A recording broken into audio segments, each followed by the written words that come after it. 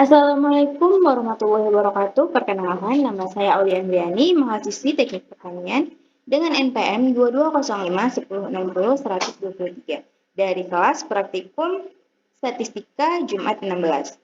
Nah, pada video kali ini saya akan menjelaskan bagaimana cara membuat output deskriptif dengan menggunakan aplikasi SPSS.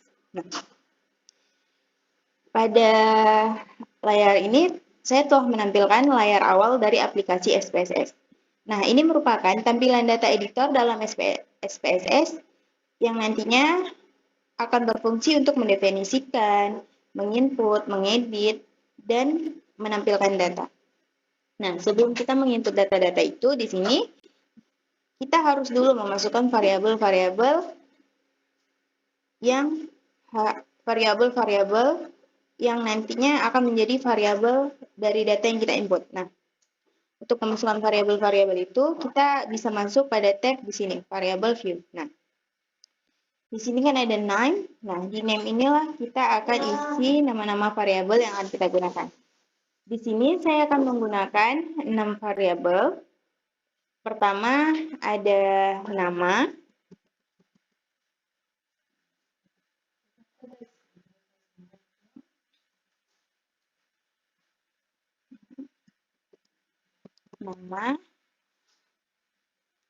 Lalu jenis kelamin.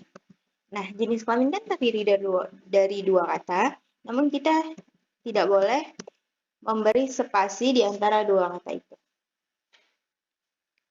Terus umur, pendidikan,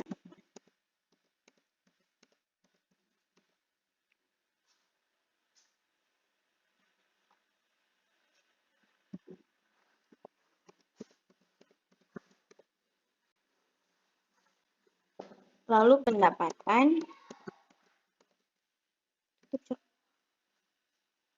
dan yang terakhir itu adalah konsumsi.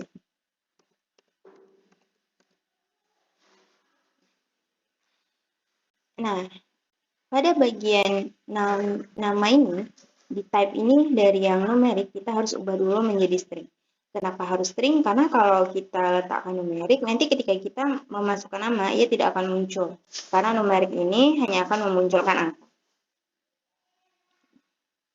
Nah, dan pada bagian karakternya ini kita bisa ubah sesuai kemauan kita. Kita bisa berubah jadi 20, 30, atau beberapa yang kita mau. Oke. Nah, pada angka desimal ini, di sini pada jenis kelamin, umur, dan selanjutnya itu muncul 2.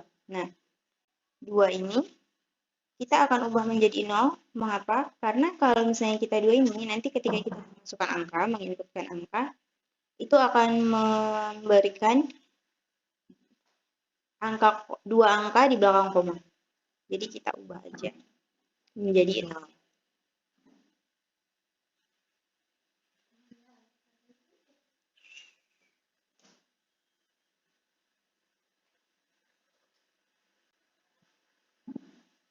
Nah, lalu pada label, saya akan memberikan label pada jenis kelamin sama umur. Pada jenis kelamin, ketika di label ini kita boleh memberi spasi, namun ketika name tidak boleh.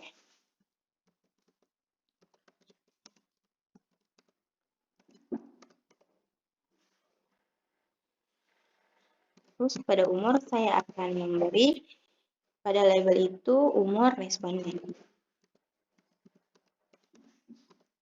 Nah, selesai. Lalu kita akan kembali lihat pada data view-nya. Nah, jadi pada ini, data view ini kita telah ada keterangan-keterangan atau variabel-variabel dari data-data yang kita input. Nah, untuk data-datanya, saya akan mengambil data-data dari praktikum saya sebelumnya.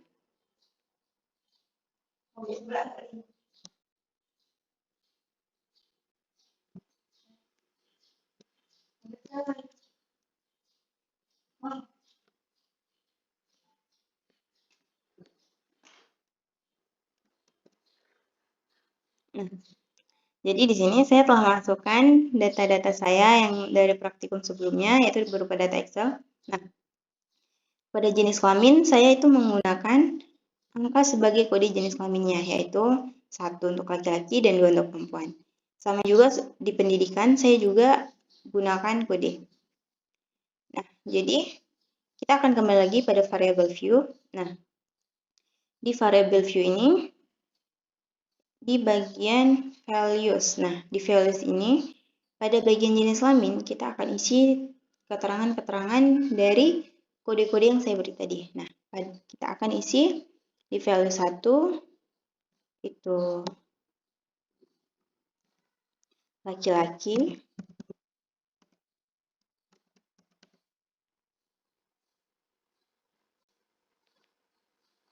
Nah, di values 2 itu perempuan. Jangan lupa setiap kita setelah mengisi values dan label itu, kita harus menekan add.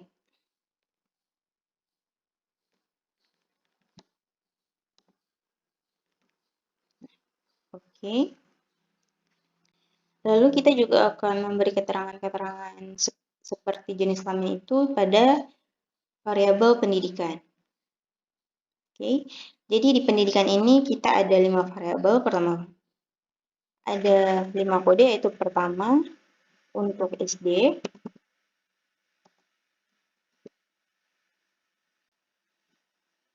dua untuk SLTP,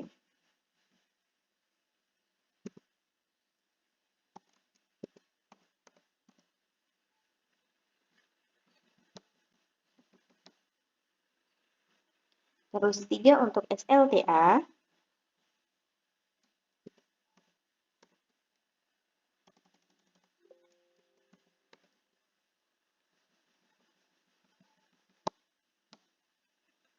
nah lalu 4 untuk D3, dan 5 untuk S1.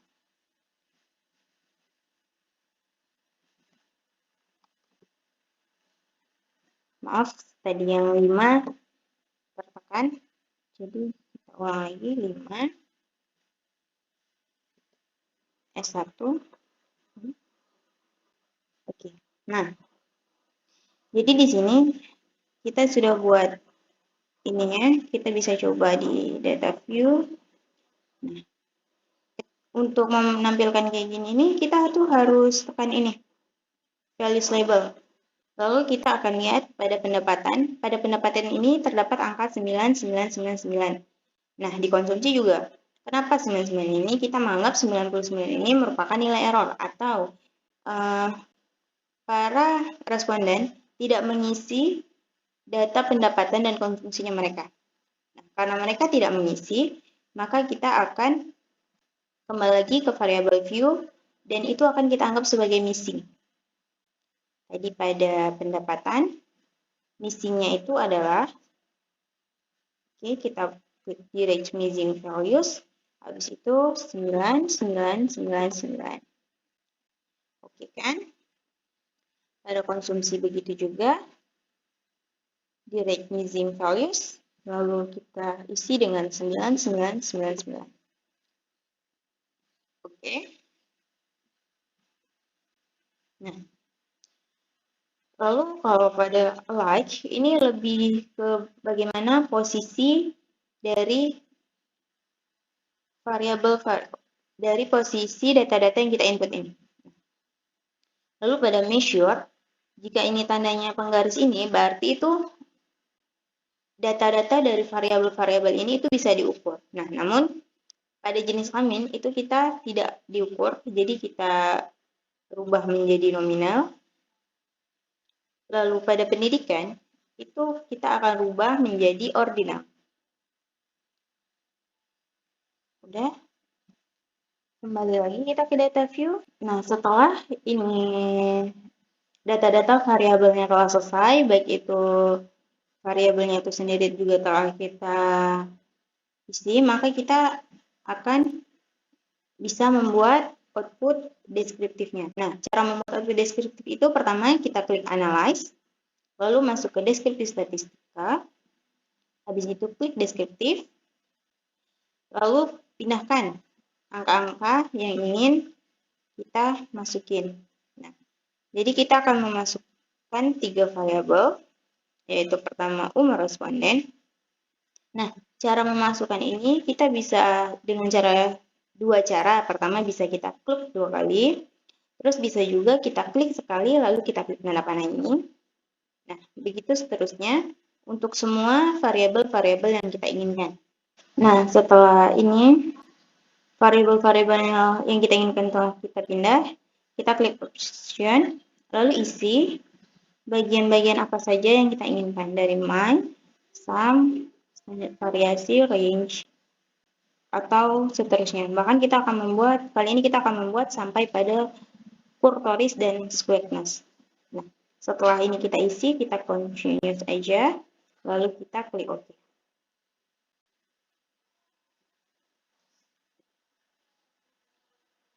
Nah, dan setelah kita buat, itu akan secara otomatis akan terbentuk sendiri seperti ini.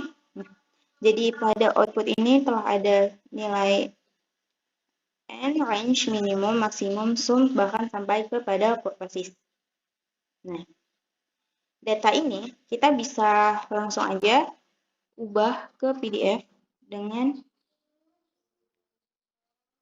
cara klik file. Lagi untuk mengubah PDF, kita pertama klik file, lalu klik export.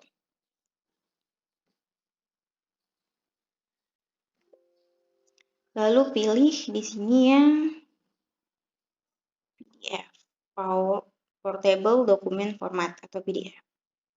Oke, lalu klik. Lalu pada penyimpanan kita pilih saja penyimpanan kita. Kali ini kita akan memilih untuk menyimpan pada bagian dokumen aja. Oke, lalu kita isi namanya sebagai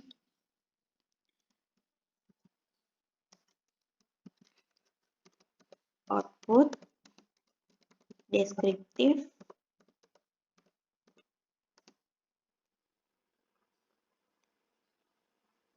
Aulia Andriani.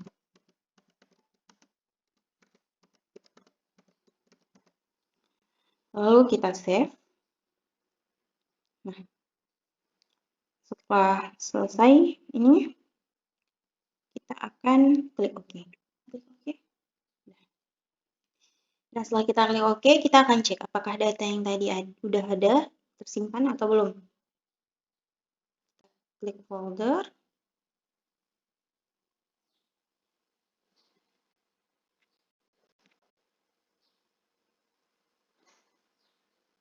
Klik dokumen.